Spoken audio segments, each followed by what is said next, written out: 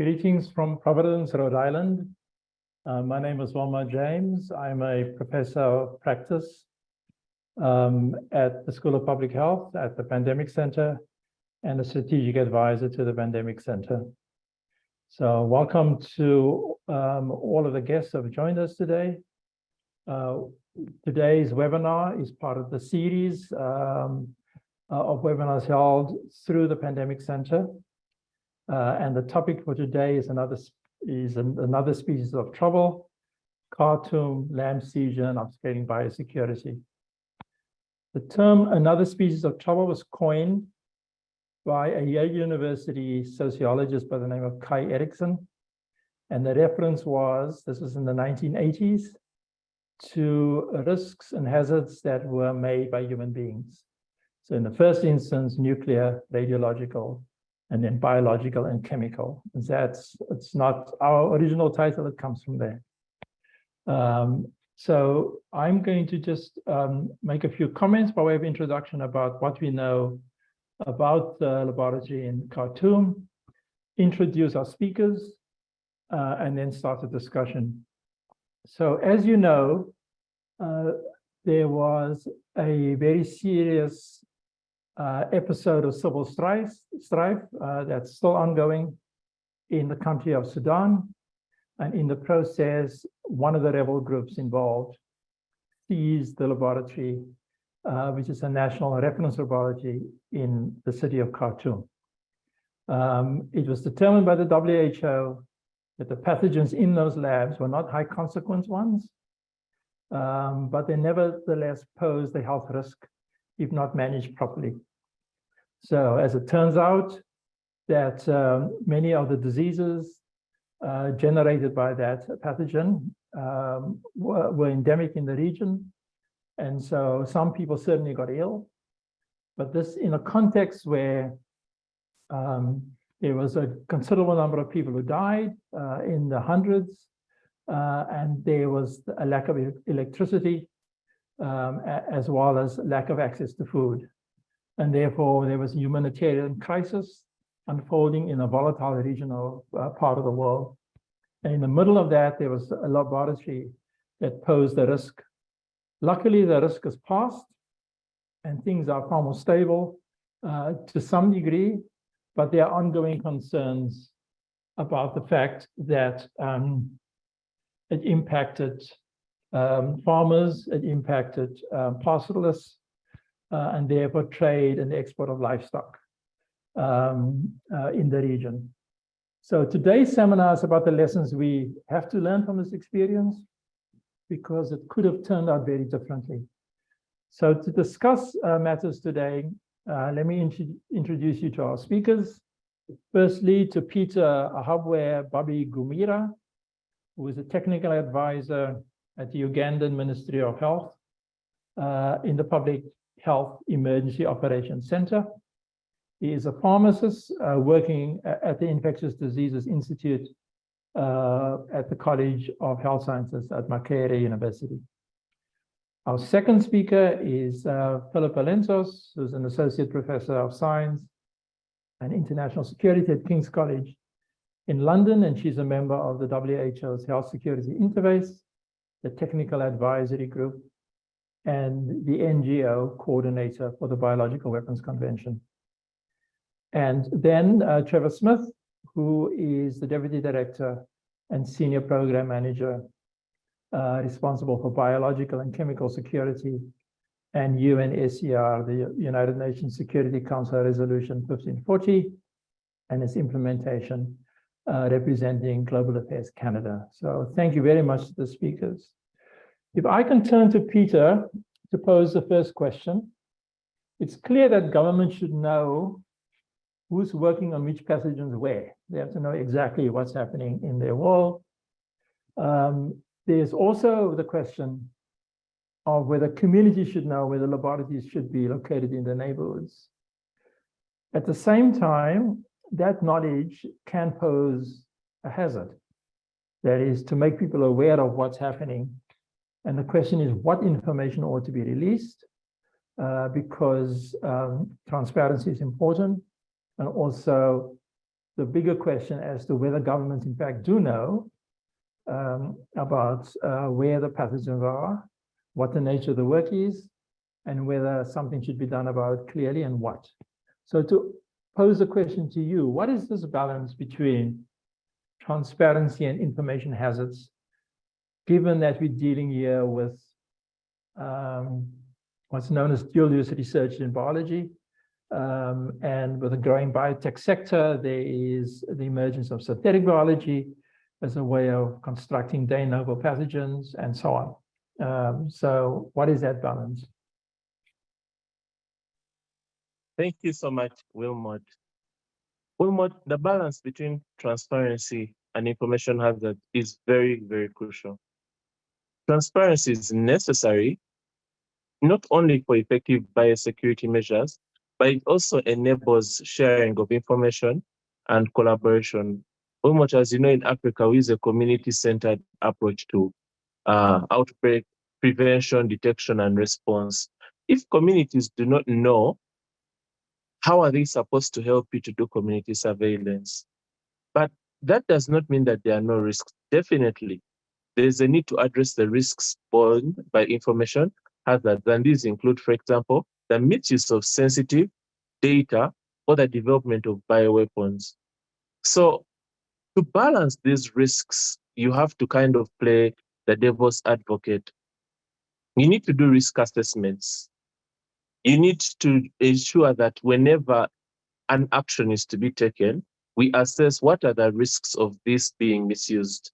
We can't just pretend everyone in the world has good intentions. We really have to red team and think offensively and say, what's the worst thing that could happen? We need to control access to sensitive information. And I don't mean like politically sensitive, but I mean actually technically sensitive information. If as a researcher you discovered a way, or a better way of enriching uranium, definitely you would not run and publish it in an open access journal anyhowly, because people with wrong intentions could misuse it. So definitely it's easy in other areas like nuclear and chemical weapons, but with biological weapons, sometimes researchers don't appreciate the risks. Then we also have to look at the dual use research oversight. And another important thing, Wilmot, is international cooperation. When a colleague in another country tells you, we had this breakthrough and then we found out it had offensive capabilities, then you don't have to think through all the negative effects. And education and awareness is very, very important. We need to make sure there's some ongoing dialogue and collaboration. You see, Wilmot, we say we want transparency, but sometimes what communities need from us is vulnerability. And what do I mean by vulnerability? They need to know what they need to know when they need to know. So when there's an outbreak and you have certain amount of information, share it. If you don't know, say you don't know. If you can't disclose, say you can't disclose. But when you don't tell people if there's a lab in their community, it's better to say, yes, there is a lab, but it is secure and we can't disclose the location for security purposes. So in a nutshell, Wilmot, when you have, it has to be conversational. You have to engage with communities, and then people need to know, in a sense, your heart. They need to trust that as a stakeholder or as a government or as a university, you're not purposely withholding information or lying to them. Over. Thanks very much, Peter. Let me turn immediately to Philippa, and in particular, interested in your views around what is to be published and what is not to be published, and how that's to be regulated, in order not to get into the world of censorship and what have you. But any other reactions that you may have to what Peter's just said as well. Thank you, Wilmot, and thank you so much for organizing and hosting this webinar along with the entire team at the Pandemic Center. I really appreciate your efforts to shine a light on biosecurity and on biorisk management more generally. This question of the balance between transparency and information hazards is certainly something that I've struggled with for a long time as someone who has been researching biosecurity and biological weapons. It's something I have to almost deal with on a daily basis. How do you research something like this responsibly? How do you report on, how do you publish on something like this responsibly? And a lot of the work that I do is with governments too. So you've not just got to be responsible, you know, to your institution and your the more general publics that are out there, but also to your partners in government. And so it is something I struggle with, and I think a lot of us in the field do. There isn't an easy answer to this, and so much of it is a judgment call and a subjective judgment call. One area where I've recently struggled with this is with respect to a project that I co-lead with Greg Koblenz at George Mason University, where we are mapping biological labs globally. Our idea behind that project is to identify, and bizarrely almost, there isn't already, this information isn't publicly available, or it isn't out there already. It hasn't really been done in an authoritative sort of way to identify all the different biosafety level 4 labs that are planned or under construction or currently established around the world. So we've got that data together, and we have made that publicly available on a map that you can search on globalbiolabs.org, and you can get information about those individual labs, such as when they were established, what size are they, who's their funder or main funder, and so on. And in that process, we really had some quite serious conversations in the team about, should we make all this information public? In whose interest is that?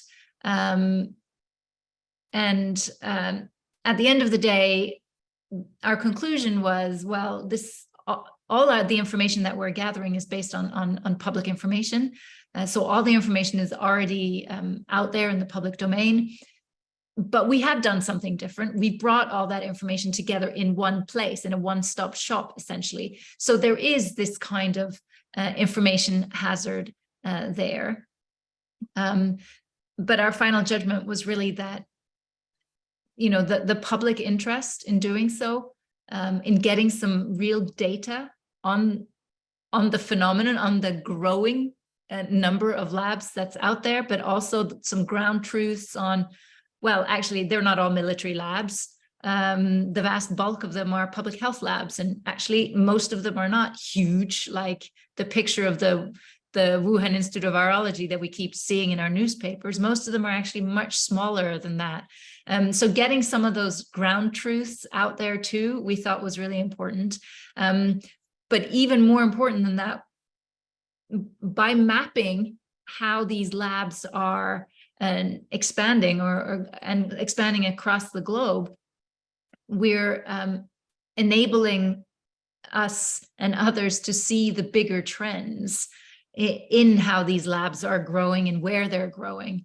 And that better informs bio risk management policies. So, you know, that's a recent example where I've been struggling with this issue. We have published a report on it to also put more meat on the bones and put it into context for people. But certainly, you know, this issue about transparency, which is closely related to trust and trust building and trustworthiness and responsible science, are ones that don't have easy answers, and that I think will continue to stay with us and challenge us in this field. Thank you.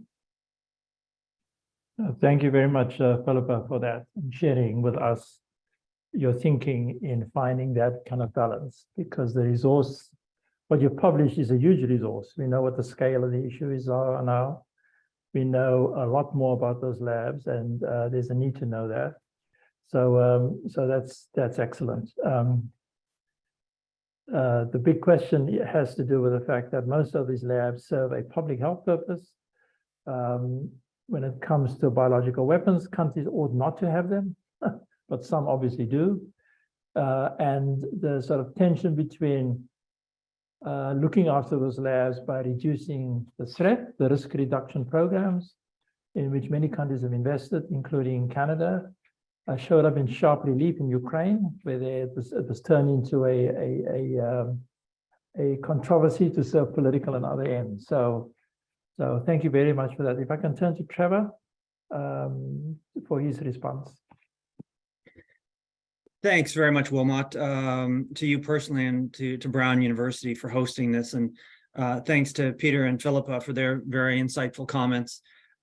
You started with an easy question, I say jokingly, because this is something that we have all been struggling with for a very long time. And there are particular challenges in the biological space when it comes to the sharing of information. And I'm approaching this from an international security perspective.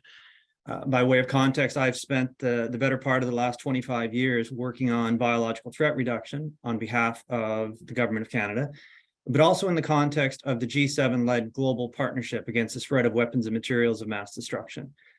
For those not familiar with this 31-member initiative, its mission is to prevent terrorists and states of proliferation concern from acquiring and using weapons and materials of mass destruction, including biological materials that could be used as biological weapons. We've struggled since the advent of the global partnership in 2002 to know where things are. Where are all of the high consequence pathogens around the world? And the answer is we have no idea. I applaud the work that Philip is doing to map high containment laboratories, but let's distinguish between the presence of a high containment facility and the presence of high consequence materials. There are dozens and dozens and dozens of countries around the world, often in low and middle income countries, that do not have appropriate containment facilities, but bear the burden of high consequence disease, that have Ebola, that have plague and Marburg, and other materials that could be deliberately used by states or terrorist organizations in a biological weapons purpose. Not knowing where those materials are is a tremendous vulnerability. There's an old saying that ignorance is bliss, and that's not the case here. Ignorance is the opposite of bliss. It exposes all of us to enormous threats. Look at what's just happened in Sudan, which is the subject of this webinar. We were very fortunate that that facility did not contain materials that could have possibly been utilized by those with nefarious purposes. Good luck is not a good strategy. And so we do need to be better. We need to share information amongst governments specifically, so that we have awareness, and that awareness can lead to proactive work to make sure that the high consequence materials that are in these facilities are appropriately secured. Now, there's also a dynamic where the public needs to be aware, but that information can and should be shared in a more discreet fashion. I'll highlight one example that I think is a good balance of this. At the Canadian Science Centre for Human and Animal Health in Winnipeg, Canada, which is home to 2 level 4 facilities, there is a community liaison committee. That committee will meet with those in the Winnipeg area, in the province of Manitoba, and share information about the work that is ongoing in a very transparent way. But it is in a way that does not compromise the security and integrity of the facility and the work that is being done there by those who might be looking to have a strategic advantage. So there is a way to do this. What I would say is we have not done it nearly as well to date as must be done going forward. Thank you very much, Trevor. So the different systems required in order to provide the level of security required when it comes to high consequence pathogens and pathogens in general. There's a system and hierarchy of laboratories requiring different levels of security and biosafety. And all the systems have to be in place in order to make sure that the seatbelt that we're after is in fact in place, and this has to be maintained. And maintenance, that's in the case of laboratories, but it's a bigger issue. But the transportation and logistical systems for moving pathogens from one place to another also requires a high level of security, and you require systems for that. So, and these systems are introduced, can be introduced on a voluntary basis, but they usually are put in place as a consequence of legislation that's passed, so that we are sure that there are standards and there are norms, and that there are systems in place in order to have citizens and companies and entities and universities comply with that. So the whole question of what are robust oversight mechanisms, usually those oversight mechanisms can operate on a university level, for example, with institutional review boards. But again, especially in this area, it's important that there is oversight over the effective implementation of biosecurity and biosafety measures on behalf of governments. And so the question is, what are those oversight entities? What should they look like? Do governments have them? Are they effective? And are they effective within democratic systems, whereby there's a robust engagement between governing parties and opposition parties? So the next question is really about that. It's clear that we need what's known as interagency oversight mechanisms in governments. And interagency because a number of departments have to cooperate in this instance. So it's health, agriculture, science and technology, environmental affairs, homeland security, defense, and there could be more depending on the nature of the government. So my question I'd like to put to Trevor Smith in the first instance is his insight and views on the importance of having interagency oversight mechanisms in government and in political systems in order to make sure that compliance, which is a strong word, and adherence, which is a softer word, to standards of biosecurity and biosafety are in place and work. Thanks, Wilmot, and forgive the sigh. Again, it's a question that has a relatively simple answer, which is absolutely they should, and we assess they must have that type of interagency collaboration. Translating that sentiment into reality is a very, very different matter. Our observation, having been working in this space for a very long time, is what should be one of the easiest things. Multi-sectoral collaboration is in fact one of the hardest. There is resistance for a variety of reasons that we have encountered all around the globe. And again, let me not be pointing fingers externally. This is a challenge in Canada. Making sure that we have all of the relevant players at the table, it takes very deliberate effort. It takes sustained engagement, and it takes a clear understanding of what the different roles and capacities are. In many countries, many developing countries, this is really a massive challenge when there are budgetary factors at play, when the human resources are stretched to deal with public health responses, when there may not be the type of existing regulatory structures in place to effectively deal with this. Having partner countries take that extra step and realize that sectoral engagement isn't a nice to have, it's a must to have, is very difficult, but it's not impossible. And I'll point in this case to work being done in collaboration between the aforementioned G7-led global partnership against the spread of weapons and materials of mass destruction and the Africa Centers for Disease Control and Prevention. Together, we have established what is known as the Signature Initiative to mitigate biological threats in Africa.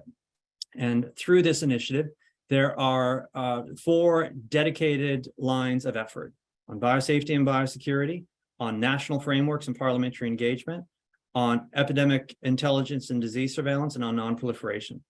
Now, I point to this because in the National Frameworks Group, Wilmot, that you and I co-chair together, a real emphasis here is on parliamentary engagement and on building these structures at the governmental level to make sure that governments have the capabilities and have the legislation, the supporting human resource and budgetary plans in place to address biosafety and biosecurity from a multi-sectoral perspective. What I'm pleased to say is in the time that we have been working on this, there has been a great deal of receptivity. So it's not that we are encountering fundamental opposition to the principle. Often our partners simply need some support in order to achieve the objectives that have been identified. Thanks. Thank you very much, Trevor, for that. Trevor mentioned the Signature Initiative and the partnership between the Africa Center for Disease Control and the Global Partnership. To say that the Africa Center for Disease Control has had a long-standing strategic program in biosecurity and biosafety. Africa's a big place. Africa CDC is a technical agency with responsibility for 55 countries. This biosecurity and biosafety initiative has now technical advisory groups. It has introduced a curriculum. It has introduced centers of excellence. It is quite an advanced program and quite far-reaching in terms of what is to be accomplished. But in the end, it depends on individual governments to take the actions. Governments have the sovereign responsibility to take initiative in line with the framework set up by the Africa CDC. So I just wanted to ask Peter to reflect on how Uganda has made progress in this area and what kind of oversight mechanisms have been introduced in Uganda and which challenges may remain. Over to you, Peter. Thank you so much. Thank you so much, Wilmot. So stepping back a little bit, Wilmot. So in Uganda, biosecurity is looked at in the greater context of One Health, of international health regulations, basically in the context of health security. So that means that in 2015, when Uganda established its One Health platform, and here I say platform rather than agency because the agency is a heavy word. It has constitutional implications, it has budgetary and financial implications. So sometimes it's not very easy to set up new institutions that they require laws, acts, and the other process. But there is a One Health platform, interministerial platform, and that platform has technical working committees and it has subcommittees, one that tackles with zoonotic diseases, one with AMR, and one with biosafety and biosecurity. So that is at the political level. But we also have a national biosafety and biosecurity platform. So this one is not at the policy level, but more at the implementation level that really brings together academia and the different institutions to make sure that it's kind of like driving a culture of change or a culture of security by driving constant interaction with the practitioners. But also the Uganda National Council of Science and Technology has released dual use guidelines for all research institutions, and working with the institutions of these institutions, it is trying to make sure that this sets the tone for future research, for present and future research in Uganda, that dual use considerations will always be taken into account. So by using this multi-pronged approach at the strategic level, the policy level, the ministerial level, technical level, stakeholder engagement level, and even just at the IRB level, you try to create this interrelated framework, which really differs from the approach of having one specialized agency, but also we try to avoid having a bloated bureaucracy where you almost have more bureaucracy members than the actual number of beneficiaries. Over to you, Wilmot. Thanks, Peter. Just a very quick question. Does Uganda have a biosecurity law? It is in draft, not yet passed. And is that consistent with the Africa CDC's model law that was put on the table? Yeah, so I think the issue always comes down to the same issue of multiple stakeholders, because when you bring out biosecurity, you also have to cater to the Nagoya Protocol community, you have to cater to the GMO community. So it has led to a kind of back and forth, whereby unless you really stick out as a thumb and say, we'll first make one biosecurity law, but generally government doesn't work in that fragmented way. Usually the higher levels will say, if you're going to deal with this issue and they are related, why don't all of you sit on a table? So it's really one of those bottlenecks. But one thing I want to say I love about Uganda is the implementation or the biosecurity community has not let the lack of past legislation hold them back. By coming along together with the international community and following on common principles, you find already that the labs are following ISO standard, they're using the WHO manual. So implementation is going on in the context of what is expected internationally as we try to get the legislation on board. Okay. No, thank you very much, Peter. So Philippa, you're familiar with the landscape here of getting, first of all, health and defense to cooperate, right? And everybody else in between. They speak different languages. They don't have typically don't have routine working habits together. Some countries do better than others on this. In my own country, South Africa, there's only a recent effort being made to join the dots between health and defense. There are firewalls between those two agencies, typically, and they have to be broken down in a way that's constructive in order to make any oversight work in this area. Can you reflect on that, just in your own experience and studies? Certainly, thank you. Well, I spoke earlier about our Global Biolabs project to map these labs around the world. Alongside that, or in parallel with mapping the labs, we're also mapping the kind of bio-risk management oversight frameworks that are in place in the countries with these BSL-4 facilities.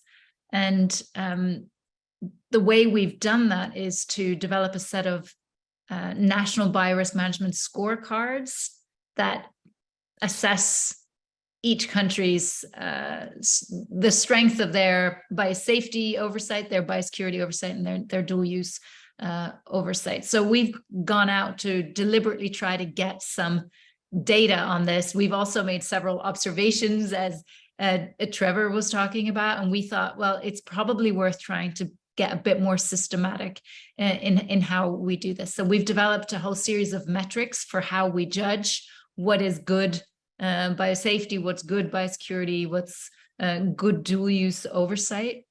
And we've drawn inspiration from a number of different sources on doing that. And at its core, what we have come to is that effective biorisk management really requires, as you've been saying, this kind of whole of government oversight system in place for human, animal, and agricultural facilities. And that whole of government oversight approach should generally be, or is generally, created through national legislation. So national legislation is absolutely key. It's by no means the only way of maintaining oversight, but it is that top-down crucial bit that also goes alongside these other more bottom-up kinds of initiatives and more soft law kind of initiatives, but absolutely crucial to have national laws in place on this. So we scored countries essentially on whether or not they have legislation, regulations, administrative requirements, policies, other kinds of government instruments in place for biosafety, biosecurity, and dual use. And another aspect that is really crucial is whether or not they have dedicated entities responsible for enforcing those government instruments, those laws and regulations, and so on. And Trevor was being very modest in his remarks, saying, you know, this is a hard slog for Canada too, and we're constantly trying to improve, et cetera.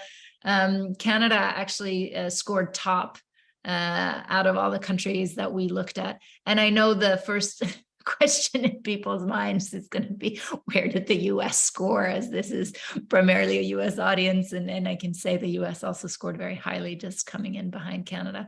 And the country that I am based in, the United Kingdom, also scored very highly across those three areas, but pretty much, I mean, most countries scored fairly well in biosafety, less well in biosecurity, and most scored fairly poorly when it came to dual use oversight. So that's an area that requires a lot more work.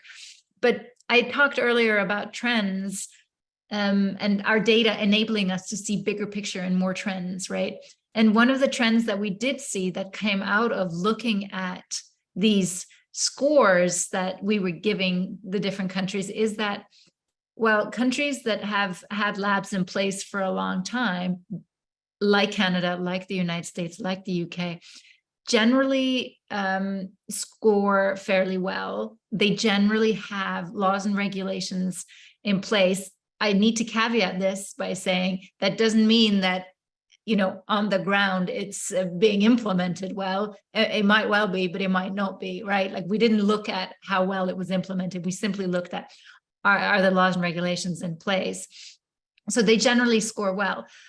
But countries that are now starting to build labs, are planning to build labs, are in the process of constructing labs, countries that have never had BSL-4s before don't actually have good oversight systems and frameworks in place for biosafety, biosecurity, and dual use. So I think that is a concern, and it's something we need to raise and nudge those countries on to make sure they get those frameworks in place before they their labs become operational. It was very good to hear what's going on the ground in Uganda.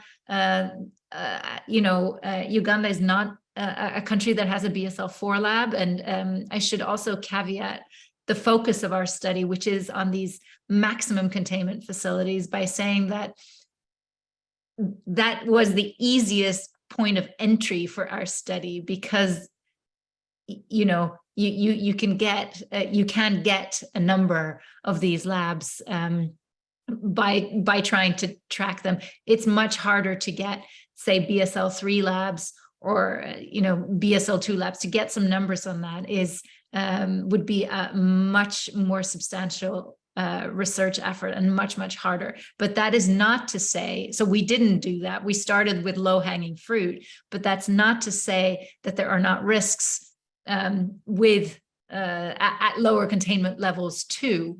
And as the point that Trevor was making, that, you know, it's really about high consequence material, not necessarily about the labs themselves. So having these labs in place is not necessarily a bad thing. These labs are there to keep their workers safe and to keep their local communities safe, so that we can deal with pathogens and we can work safely and securely with them.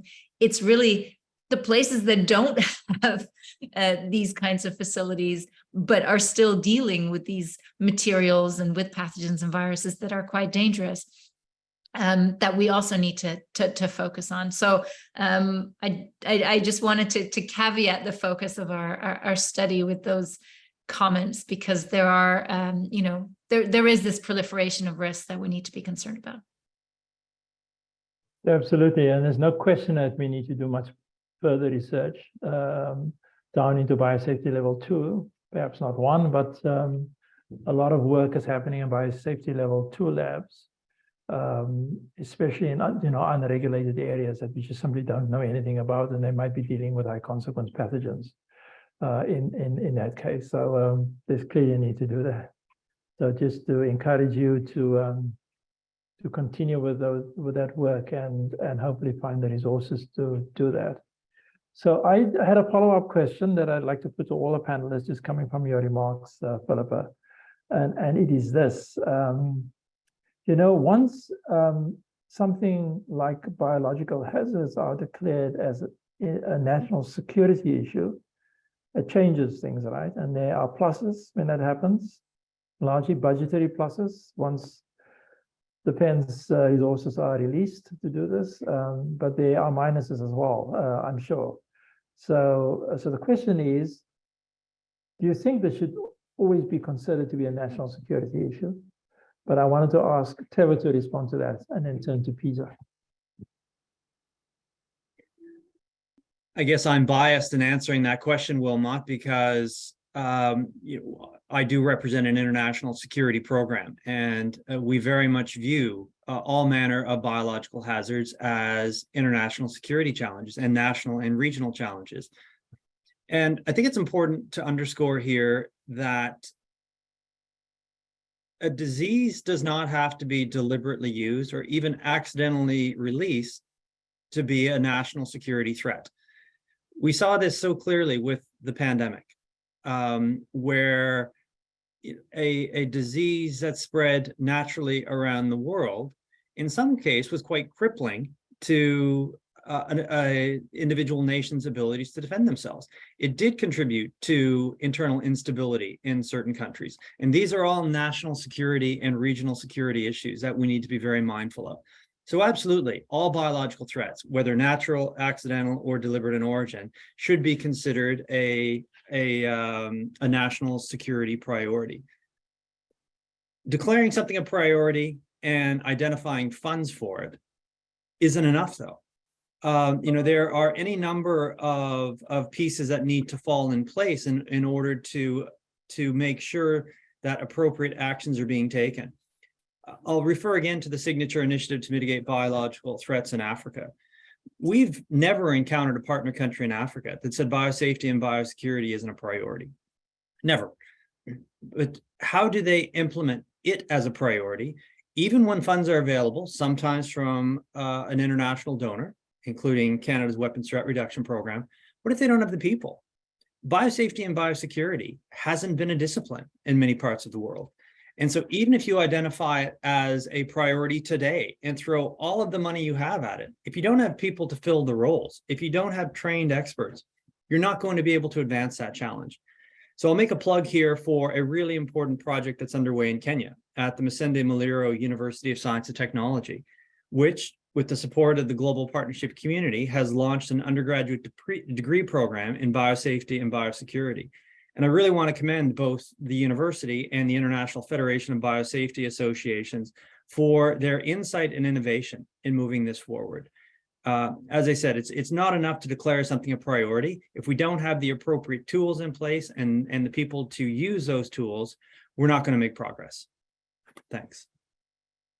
Thanks, Peter.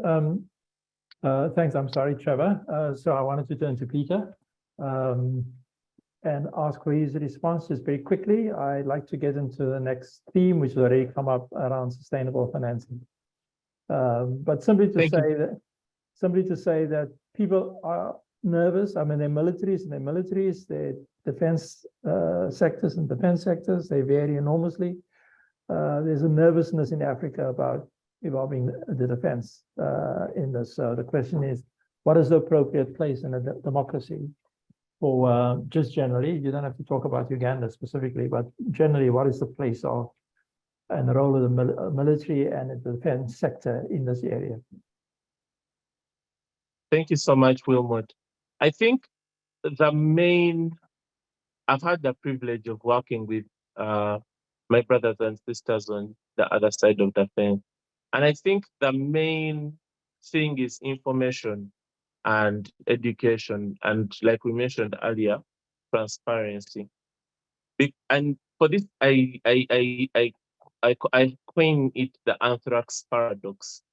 You know, anthrax in Uganda is like having uranium deposit. No one will randomly show up and start digging up your... Hello, Wilmot? Yes, we can hear you. Oh, okay, yes. Yeah, I was saying that it's the risk with anthrax is if you say that anthrax is bad, anthrax is dangerous, let's get all the anthrax in the country and put stockpiles. And then a malicious actor thinks, oh, these guys did all the work for me. So you do not want to get something that is someone in the comments put a question about TB being operated in BSL 2s and lower levels, right? So it's really the percept. It's not as simple as coming down to a list of pathogens. For something to become a biological threat, there's a whole layered kind of approach to analyzing it. And when you're dealing with your defense colleagues, I think it's important to appropriately communicate that it's not a list of biological organisms we are done. No, it is the risks, the hazards, the prevailing conditions, the terrorism climates. I usually joke with my friends in Zambia because Uganda has higher levels or higher threats of terrorism.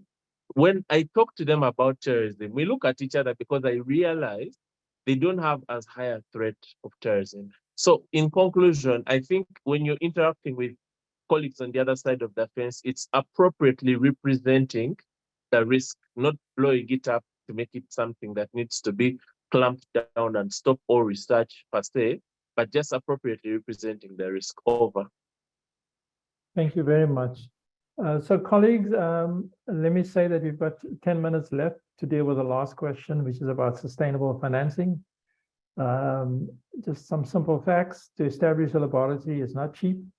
And if you're certainly establishing a high containment laboratory, you're talking about millions of dollars.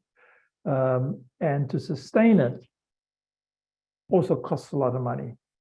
So it's pointless setting up a lab, and you have to mothball it because it's not being used for lack of financing. So national governments have to invest in this, and they have to invest in this sustainably. It's in the public interest, and it's in everybody's interest. You can stimulate biosecurity programs by using donor funding, but that's simply to stimulate it. An ongoing program in biosecurity requires national governments to put money on the table and to do it on scale, given the nature of the threat and the risks that we face. And this is a struggle. So we need to get clever here and think about interesting financing mechanisms in this world so that there's a collaboration. This is a global issue, but it's also a national government issue.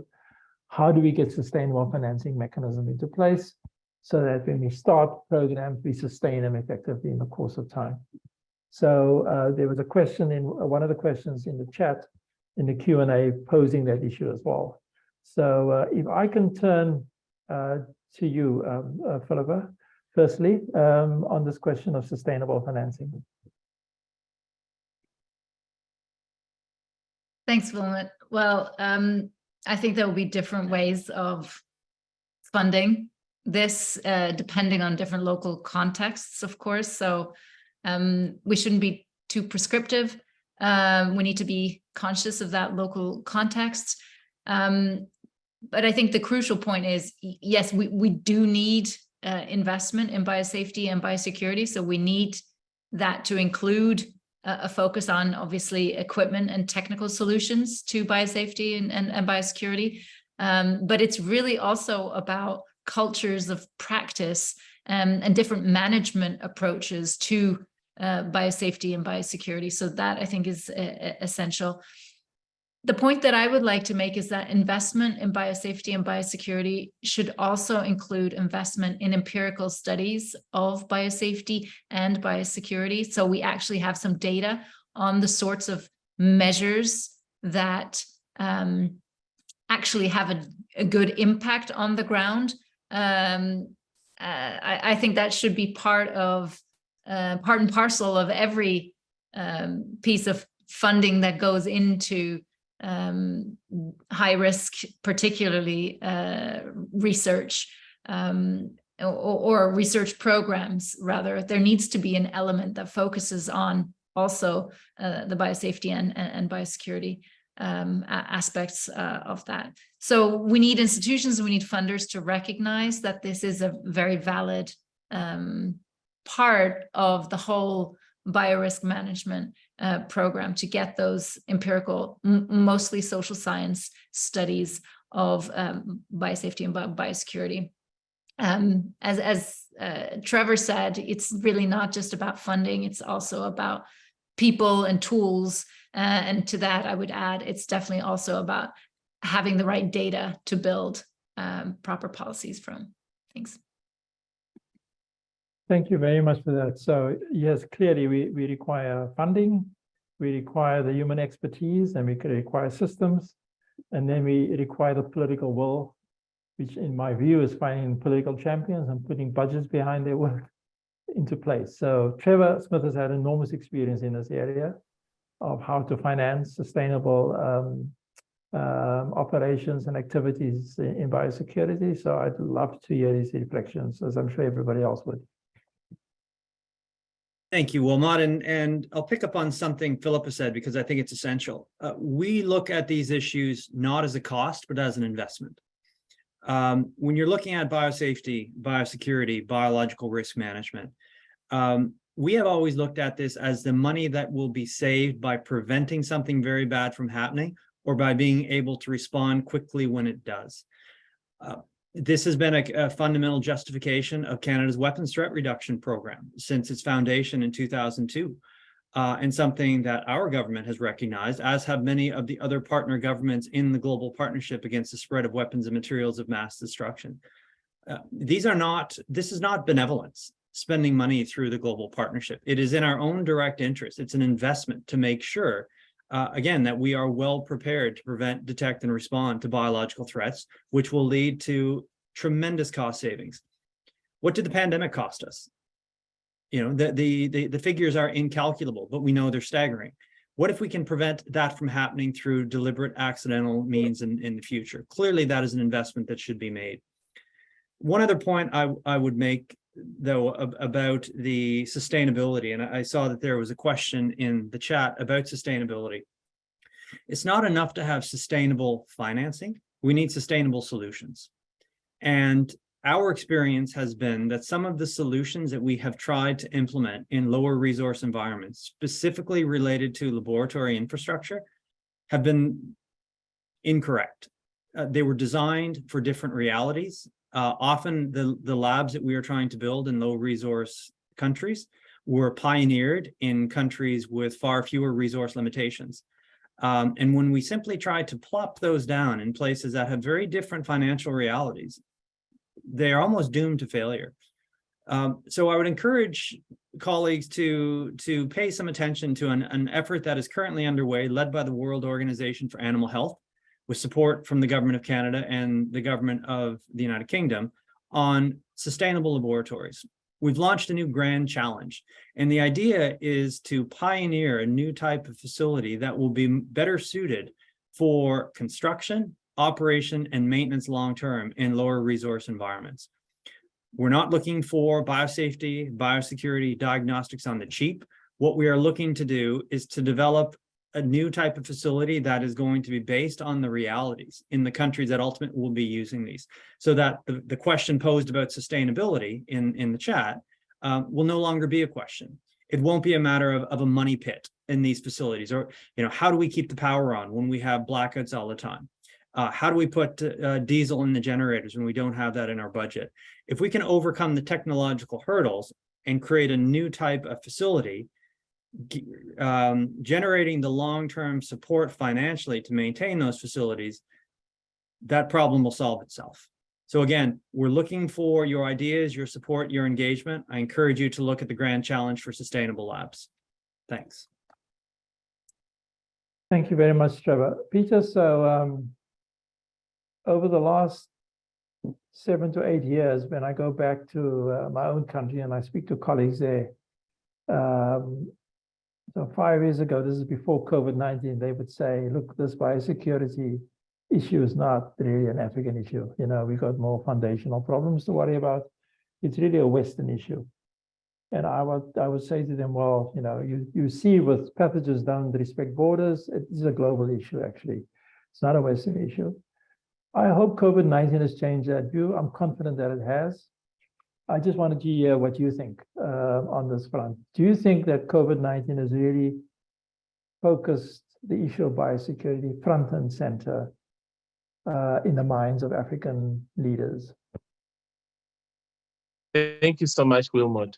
And it's funny that you went back to COVID, because bouncing off of Philippa and Trevor, when I was thinking about sustainability, I wanted to tell you that one thing COVID showed me is that pre-COVID, we really looked at public health emergencies as a public good. The entire supply chain of it, the countermeasures, training, would only train public servants, would only train, like everything was really just, if you get it, report it, and that's it. But what did COVID do? COVID really opened up. We had a lot more private facilities getting on board. We had private labs getting on board with testing. So it got me thinking that maybe the sustainable option is stimulating a kind of public-private partnership in many of these areas. Can we have a way in which we, with reason, share some of the costs of running labs or of collecting samples or their transportation? So I'm not saying if someone is suspected of Ebola, we are going to ask them for money to test, but can we spread the costs downstream to the districts, to the communities, to the private sector? Can we create opportunities for people to do innovation in testing, to do innovation in making triple packaging? And this is in line with what I had earlier from the youth envoy in another meeting for Africa CDC. She was talking about how we need to have in Africa a kind of thriving private sector. And for me, I feel that for biosecurity, we need to open it up and not just leave it as a public good and everyone has their hands off of it. We need to open it up to the private sector and work with them to find ways of rapidly scaling up some of the innovations and also to help us respond faster. Over. Yes, I couldn't agree more. I'm sure my colleagues also would not agree more. There are private sector labs. We're speaking of public sector labs. That's one thing. And there are all manner of things that can happen in terms of skills, expertise offered, helps with systems, and training that could come from the private sector as well. So absolutely agree. So colleagues, ladies and gentlemen, we had 4 comments, and I think we've answered those comments. The one from Wali, I hope I'm pronouncing this properly, Tomori, we addressed the issue of sustainable financing. There were 2 comments from Walid Sadawi. The one was, I think, the risk of emerging and re-emerging diseases is increased in a couple of years. That's why a higher level of laboratory should be found in all countries. And his second comment, some countries are forced to work with highly contagious pathogens like TB in very low containment laboratories, for example, in my country, Libya. And there was an anonymous attendee who posed a question to Philippa about the feasibility of oversight in countries that do not have high containment laboratories. And I think we answered that question as well. All by way of saying thank you very much to our distinguished guests who have attended, and also our fabulous panelists. Really grateful for your time and your expertise and views. I think we've covered the ground well, and I think the task before us is to get on with it, to upscale biosecurity globally. I'd like to thank my colleagues at Brown University, Bentley Bolt, Akwel Pearson, Andy Ulrich, and as well as Leah Lofgren for their assistance. And finally, thank you to all the participants who've signed in to listen to us. With that, thank you very much. Enjoy the rest of your day, wherever you may be. Bye-bye.